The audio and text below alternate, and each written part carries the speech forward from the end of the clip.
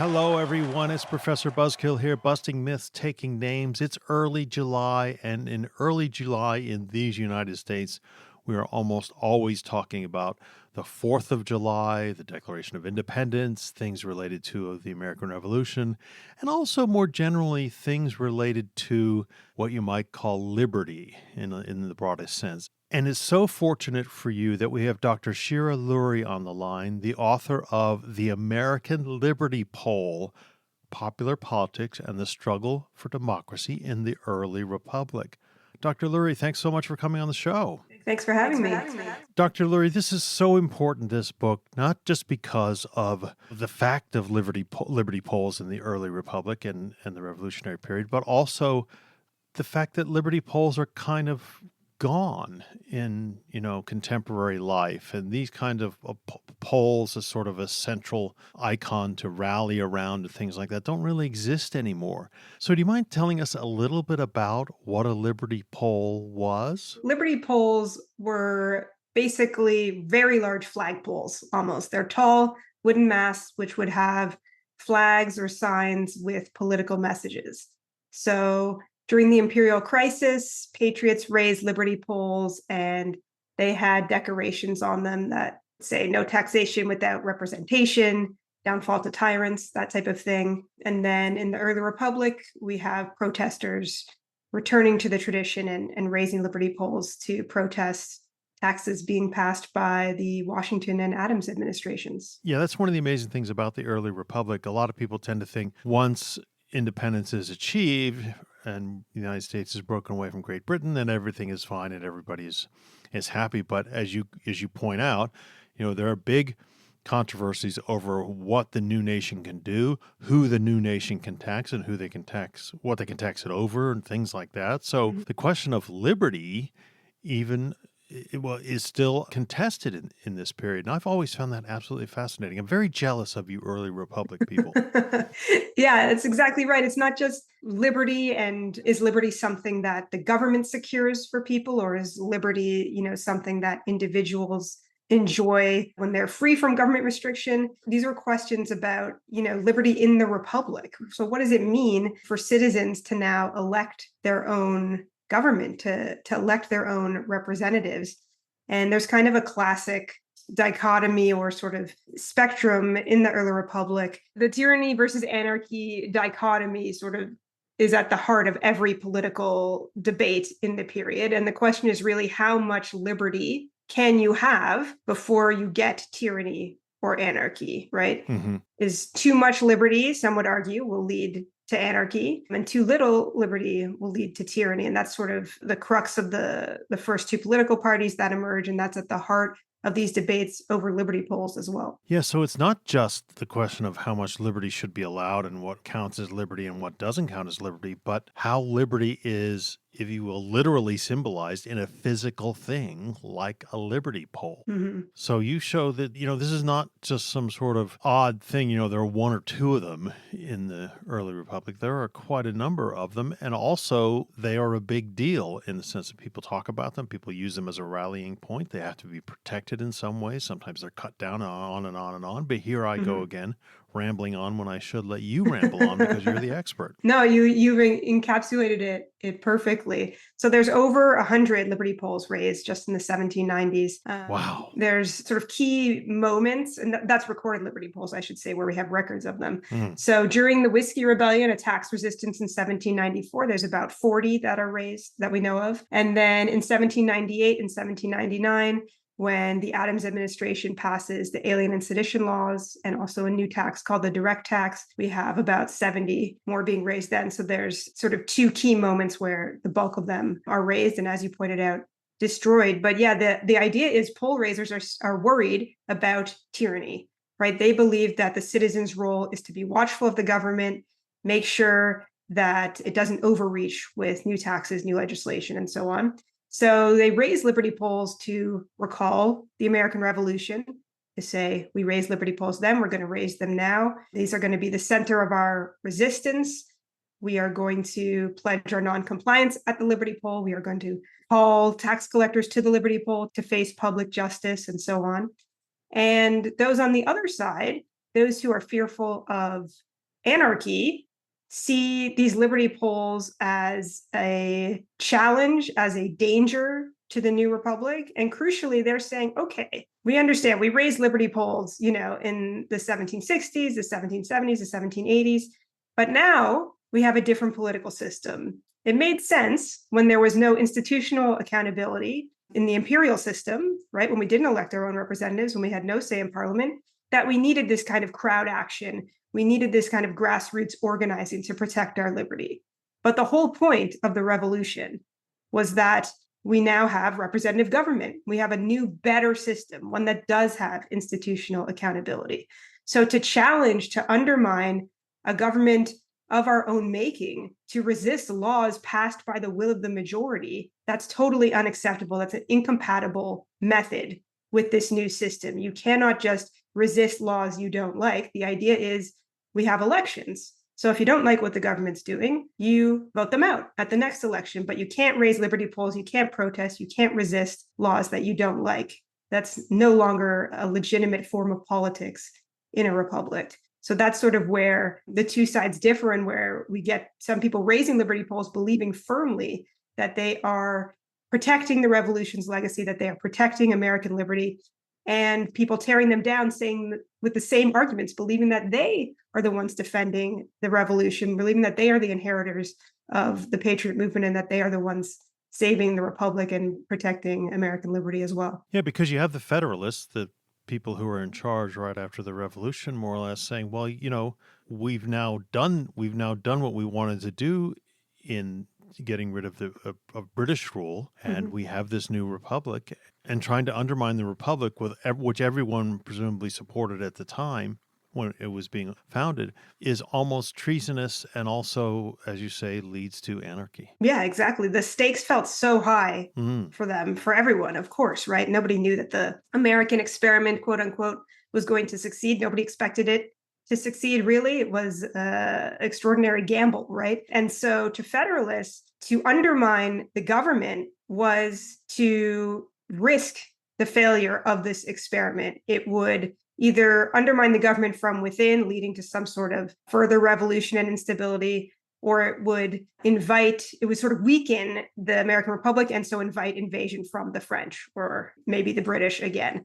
So destabilizing the Republic was sort of like a suicide mission. It was sort of unfathomable to the Federalists why people who had just fought in the revolution, who had just secured this new Republic, why they would undermine this new government that was so vulnerable, so fragile. But to those on the other side, when they saw their government acting like the British had just acted, passing literally a new stamp tax, for instance. Yeah, we forget that. We always think the Stamp Act is the British one, but you're actually talking about the American one. Right, exactly. Passed in the 1790s, inspired by the British stamp tax. So for some Americans, they're thinking, okay, that's great that we now have a representative government, but if it's acting exactly like Parliament did, what is the point, right? If I'm not getting anything from this representation, then I need to fall back on these older methods that I use to protect myself and protect my community. And that's sort of where the two sides divided, was what actually was going to secure the American Republic.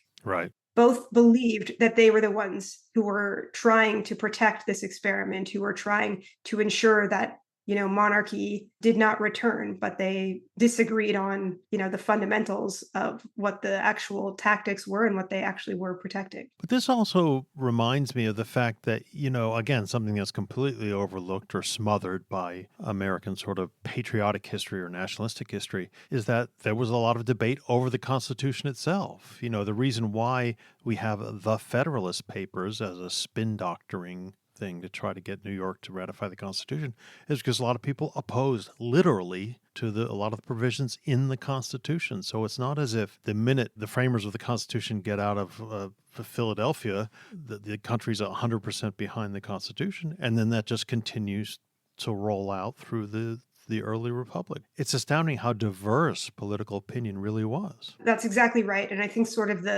one of the key messages of my book is to say, Americans often look back on the founding era as if it contains some kind of key truth to American identity or how American politics should function or how American society should function. But when you look at what's actually happening in the founding era, it's clear there's no consensus.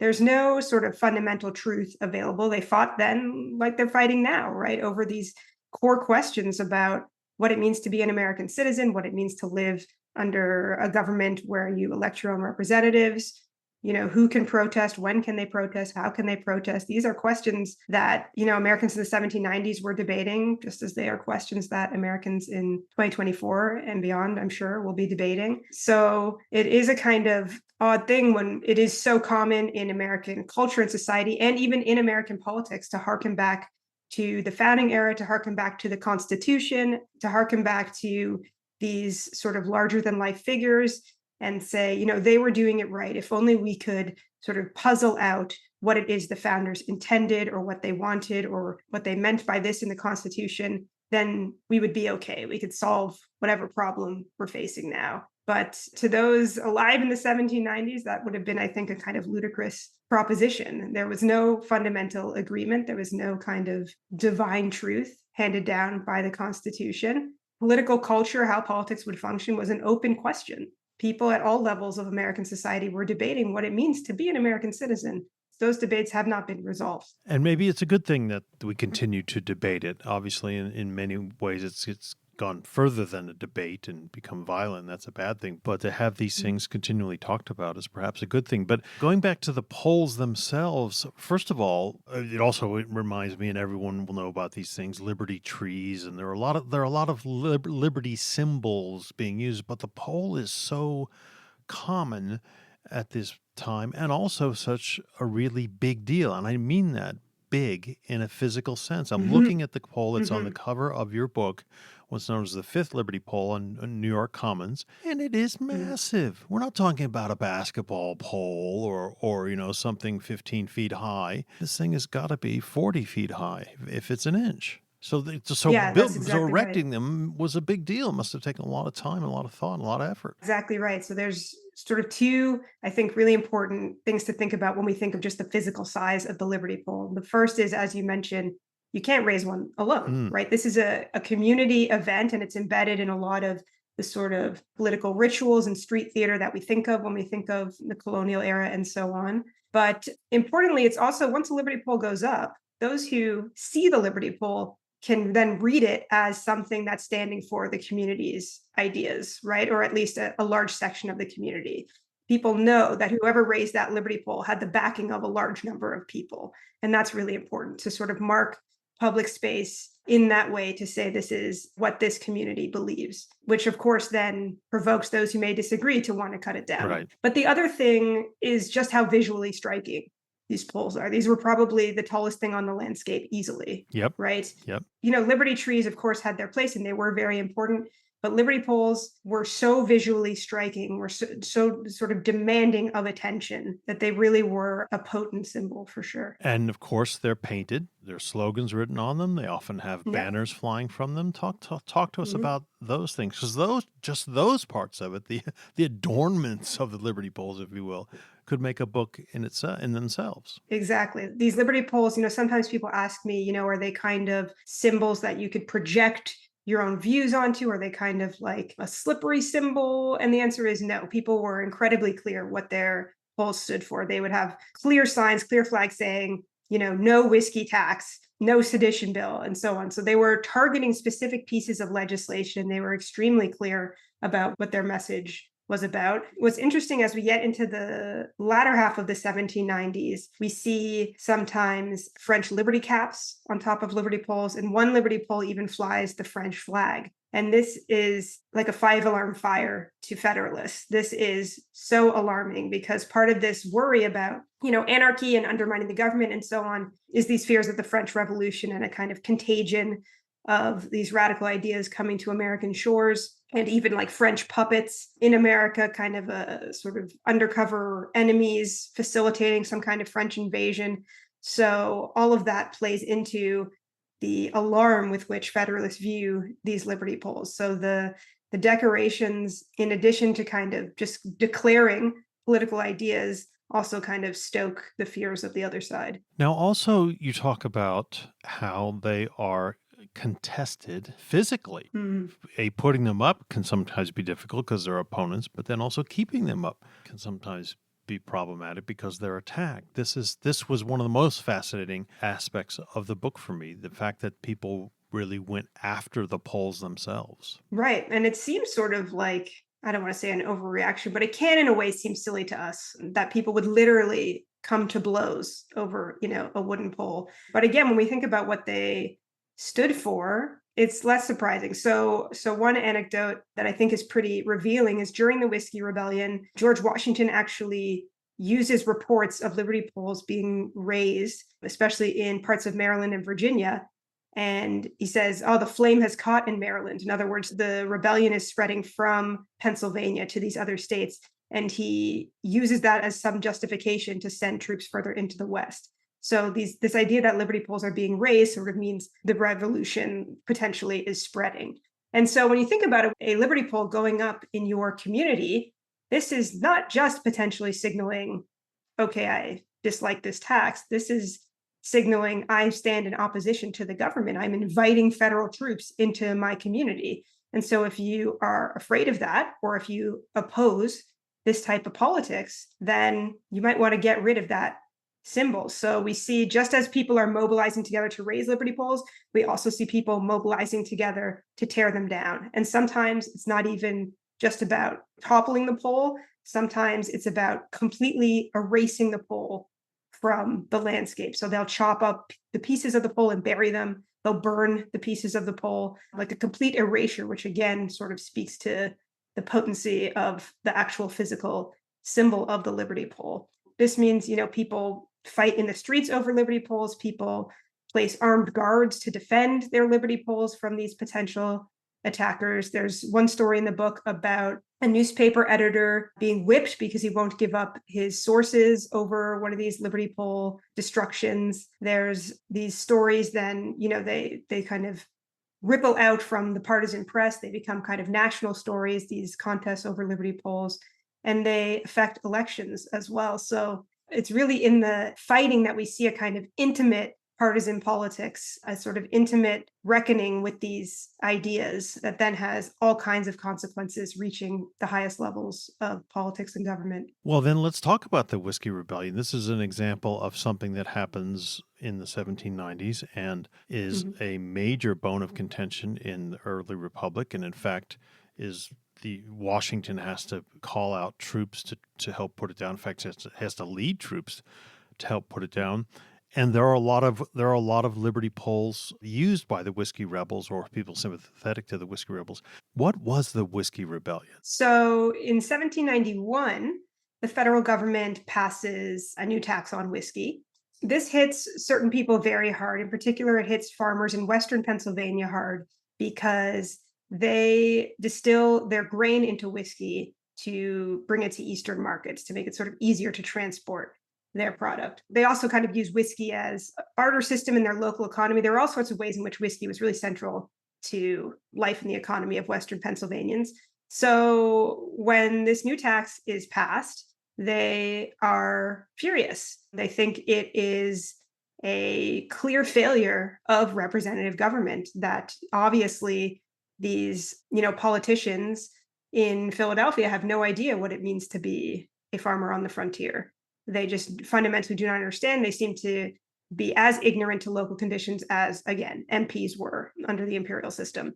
So opposition begins with kind of petitions and local organizing, but it's really in 1794 that we get strong resistance, liberty poles being raised, people pledging their noncompliance, people threatening and occasionally carrying out violence against tax collectors and officials. One local official's house is burned down. So this is what's known as the Whiskey Rebellion. But what's interesting is when you look at the liberty poles being raised, of course, there are many, many poles being raised in Western Pennsylvania, but there's also many liberty poles being raised in Central Pennsylvania, a part of the state that is not considered part of the Whiskey Rebellion. And when you look at sort of the conversations happening in communities there, they're talking about showing solidarity with the West. They're talking about understanding this as a kind of next chapter of the American Revolution. One person says, we raised liberty poles last war, we need to raise them again now. And I think what's really important to understand about this moment is, throughout Pennsylvania, throughout Western Pennsylvania as well, people don't like the whiskey tax. This Yeah, is yeah, yeah. this is a kind of universal among these communities. However, they divide over liberty polls.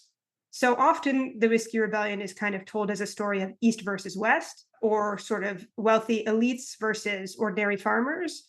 And so it's really about kind of the whiskey rebels in these localities versus these outside authorities. But when you look at what's happening with the liberty polls, you see, no, it's actually communities are divided. Certain people in these communities are tearing down these liberty polls, are fleeing town because they don't want to be associated with the liberty polls, are boycotting certain businesses because the person does not agree with them on the liberty poll, and so on. So again, everybody hates the tax, but it's a question of, well, what do we do if we hate the tax, right? Some people are saying, listen, we elected these representatives. We can petition, but that's it. This is not okay. We cannot be opposing legislation passed by our own representatives.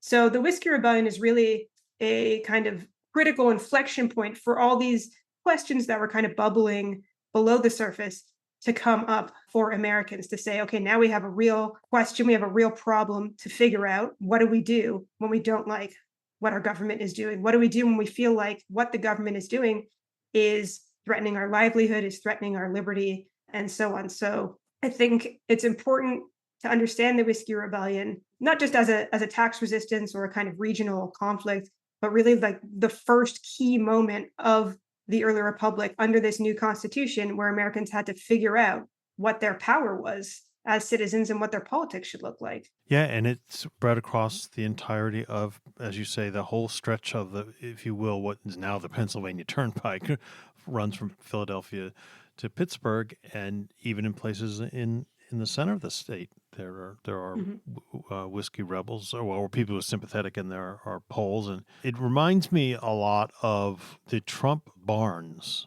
that were painted, especially in Pennsylvania. I remember very clearly, the minute you got outside Pittsburgh or Philadelphia, you'd often see these. You'd be driving by farms, and people had painted their entire barn to be a Trump banner, if you will, and they were everywhere. It was really very surprising, very big difference between town and country in that part of the thing. And they were also very controversial. So I just thought that it reminded me of that. And it also shows, again, like you say, not only is the early republic full of dissent, but even within the Whiskey Rebellion, there are people who are against the tax, but also against the polls. Yes, exactly. It's Exactly. just fascinating. Remember, folks, it's so much more diverse and complicated than you probably think, than most people think. Also, one of the biggies, though, and one I think perhaps that symbolizes the main message of most liberty polls is the Dedham Liberty Poll, which you talk about in chapter 5 of your book. And it's a very prominent liberty poll. It's has a huge painted sign at the top explaining the sort of principles of liberty pollism, if you will. And it's right in one of the most important towns in Massachusetts. Yeah, I love this story and this chapter because it's about the Dedham Liberty Poll, but it's more largely about what I call this cohort of Republican itinerant activists. So the Liberty Poll is inspired not by locals in Dedham, but by a man named David Brown, who is traveling throughout the Northeast, telling some very scary stories about what the Federalists are up to, talking about the Alien Sedition Acts, but mainly talking about this new tax, the direct tax, that he says is going to be the first of many taxes that is basically going to impoverish ordinary Americans and turn them into peasants, turn them into renters, turn them into slaves even. So he was going through and kind of drumming up opposition to the Federalists on these kind of dire financial economic terms. And once he leaves Dedham, some folks in Dedham decide to raise a liberty poll and kind of echo what David Brown was saying. They're against the sedition laws, they're against the direct tax. And so they raise this liberty poll. It's torn down almost immediately, and people are arrested under the sedition law. And David Brown is eventually tracked down and arrested as well. And what's really interesting is in the trial of David Brown, but then also a local, they receive very different treatments. David Brown is seen as this outside agitator who has tricked the local people of Dedham into dissent and raising a liberty poll and challenging the government and so on. And so he is given the harshest sentence under the sedition law of anyone. But the local folks responsible for the poll are let off very lightly. They are the sort of idea that they have been duped by David Brown is accepted. And really the sort of critiques, the economic critiques that David Brown and the poll raisers then echoed of his are sort of dismissed as nonsense, right? These are not given the time of day. It's just about a kind of rabble rouser who came in and stirred up trouble, and others who were maybe too gullible to believe it. Well, what I'd like to do, if you don't mind, I'd like to read out sort of line by line what's on the hand painted sign at the top Mm, of the Dedham poll, and then have you yeah. explain them after I read each line, I have you explain it briefly because there's some very interesting things said, which really I think people in the 2020s won't understand, but they also tell us a lot about the government in the early republic. So again, Mhm, there's this big sign on the mhm, Liberty Pole, and the first line on the sign says, "No Stamp Act, no sedition, no alien bill, no land tax." So that's pretty mhm. clear, right? Yep. So those are all the sort of new pieces of Federalist legislation passed in 1798 that people are opposing. But then he says, "Downfall to the tyrants of America." Mhm. Now, again, he's not talking about King George. Nope. They're talking about John Adams. They're talking about Alexander Hamilton. They're talking about these Federalists in power who, again, they see as dipping too far onto that tyranny scale, right? When we think about that tyranny versus anarchy, they're saying these people are acting like tyrants, like monarchists. They are trying to accrue power and wealth. They're trying to infringe upon, limit the liberty of the people. Then there's perhaps my favorite line or most intriguing line: "Peace and retirement to the president." Mhm. Now, a lot of people are going to ask, what on earth does that mean? Yes, it sounds very friendly, doesn't it? It sounds nice. Well, I wish peace and retirement Well, in a to way. everyone. What a lovely wish. But yeah, this is sort of a way to say we don't want John Adams to be president anymore, keeping in mind that it's now a federal crime under the sedition law to criticize the government and to speak poorly of the president. So I think it's a very careful, slight tongue in cheek, but ultimately, yes, very measured way to say we do not like the president. We hope he does not remain the president much longer. But we want him to go into sort of, if you will, peaceful retirement. Yes, I think we can assume because they felt legally they could not say otherwise. But sorry I'm doing this so line No, by no, that's line, great. Buzzkiller, but it is absolutely fascinating. Then the next line shows us, reminds us, for instance, that the president and the vice president were not elected on a same single ticket like they are Mhm, now, and that they may be political opponents in theory. So anyway, the next line is, "Long live the vice president and the mhm. minority." So here they're making very clear where their political allegiances are, which is to the Democratic Republican Party, which more often than was called the Republican Party. No relation to the current Republican Party, the party of Lincoln, any of that. This is the first party system Republicans. But yeah, they're making it very clear we don't like John Adams and the Federalists. We are on the side of Thomas Jefferson and the Republicans, and which is basically the emergent opposition party. So that's what they mean by the minority, that they do not sort of hold power in Congress or hold the presidency. But yes, you'll notice in combination with that previous line about peace and retirement to the president, how clearly they're defining their partisan attachments. And then finally, the last line is, "May moral government be the basis of civil government." So clearly, he's saying here that he believes, David Brown and presumably his supporters believe, that the Federalists are sort of promoting immoral government. Mhm. This may be a direct attack, in particular on the alien law, which basically empowered the president to imprison or deport any immigrant with whom he disagreed or didn't like or found as a threat. And in combination with the sedition law, of course, was sort of people criticized this as a power grab, right? That this was about silencing criticism and dissent. And many people viewed this as a kind of immoral attack on not only the Constitution, but sort of the values of American politics and free expression. I think there's also, in connection to these new taxes, where we have to keep in mind that, especially at this time, taxes, wealth, and in particular, the ability to own land was so tied up in political ideology, was so tied up in personal identity and also conceptions of liberty that new taxes that seem to threaten one's ability to own land and pass that land down to future generations was also morally coded, was also politically coded. So, in all these ways, the Federalists are seemingly to their opponents or to their critics acting in kind of immoral ways, really sort of turning their backs on some key American values in order to, it seemed, stay in power. Well, I know our listeners are going to be thinking in their heads, well, okay, almost all these liberty polls you're talking about are sort of definitely anti-federalist, and anti the new, stronger, centralized American government. Were there any response polls? Were there any Federalist polls put up to sort of try to counteract this? Yeah, it's a great question. And I think takes us to kind of what happens to the Liberty polls once the Federalists fall from power, right? So Jefferson is elected, of course, in 1800.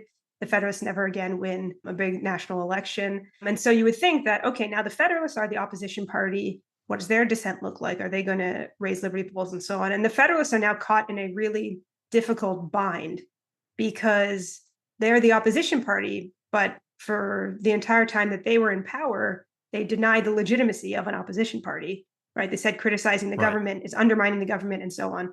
So we see Federalists. We should remind folks at this stage that people like George Washington and a lot of the early Federalists Mhm. were anti-party. They didn't want a party system, but also they thought because of the way the new country starts that a party system wouldn't really develop, and the fact that it does develop shocks them.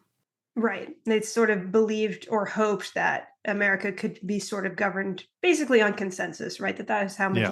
majority rule would function. And that's part of why they are so upset with the growing power and strength and influence of this Republican Party, because they think it's sort of like artificially infringing on this consensus, that it's like artificially inflaming public opinion against them. So now that they're in this position, we see a lot of kind of angst and uncertainty from Federalists about what to do. Are they going to disagree publicly? Are they going to organize dissent? They're uncomfortable with that. One person even says, I refuse to be a Tom Paine for the federal side. In other words, I'm not going to be a radical like these Republicans were just because we're not in power anymore. So the Liberty Poll tradition remains on the Republican side, but now that their guys are in, as it were, are not raising liberty polls in opposition to the administration or to the legislation that those administrations are passing. They are raising liberty polls in support. So we see liberty polls go up in support of Thomas Jefferson's embargo, for instance.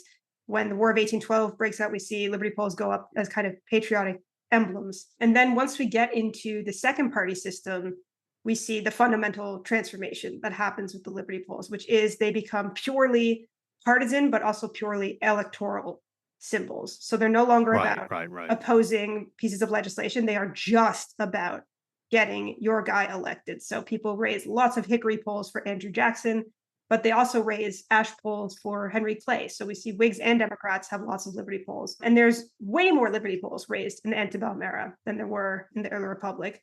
But again, they sort of have lost their radical origins. They've lost their kind of radical symbolism or messaging, and they have really become almost like lawn signs. Like, this is the guy we're supporting. And it's about using the Liberty Poll and, all that goes into raising the Liberty Poll and so on to kind of galvanize turnout at the election. It's not about resisting legislation. It's not about kind of impacting politics in between elections as it was in the 1790s. Well, there you have it, Buzzkillers. The display of partisan affiliation was as strong then as it is now. You mentioning yard signs, Professor, reminds me. Every time there's an election, there's this sort of thing. Now, yard signs are very modest compared to these polls, but it's the same. It's the same idea. This is such a great book, but I have to ask you one final question.